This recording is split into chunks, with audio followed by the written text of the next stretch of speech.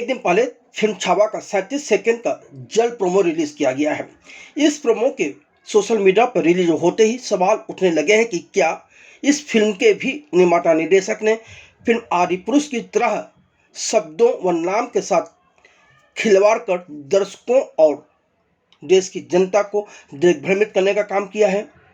अगर ऐसा है भी तो उन्हें इस तरह का काम किस डर की वजह से करना पड़ा है, यह एक अहम सवाल है जिस पर हम सभी को विचार भी करना चाहिए। और कम से कम मुझे लगता है कि निर्माता निर्देशक इस बात का खुलासा करेंगे कि उन्होंने ये जो शब्दों का हेरफेर किया है उसकी मूल वजह क्या है।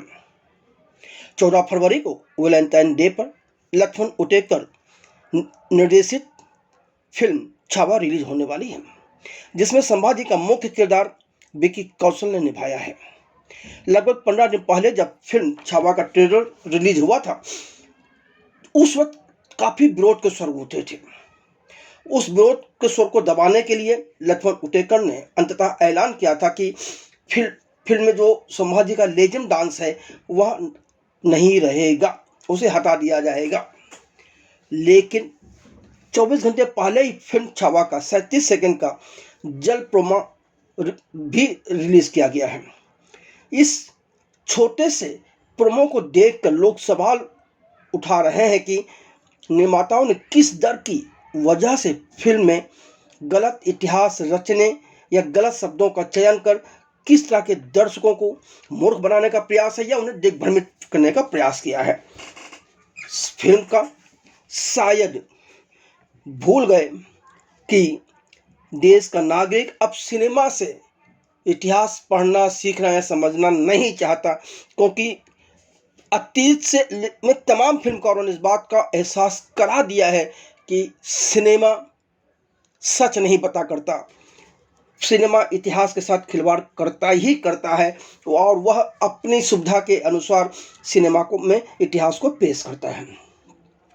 सबसे भारी अहम सवाल एक ये भी है कि आज की तारीख में जबकि हमारा संविधान अभिव्यक्ति की स्वतंत्रता की आज़ादी देता है, फिर भी क्यों फिल्मकारों को इतिहास के शब्दों के साथ खेल करना पड़ता है।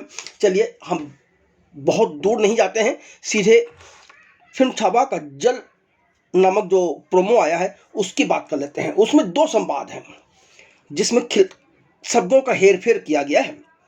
पहला संवाद है, हम मराठा हैं मराठा, मराठों ने जब भी जान दी है स्वराज की रक्षा के लिए दी है।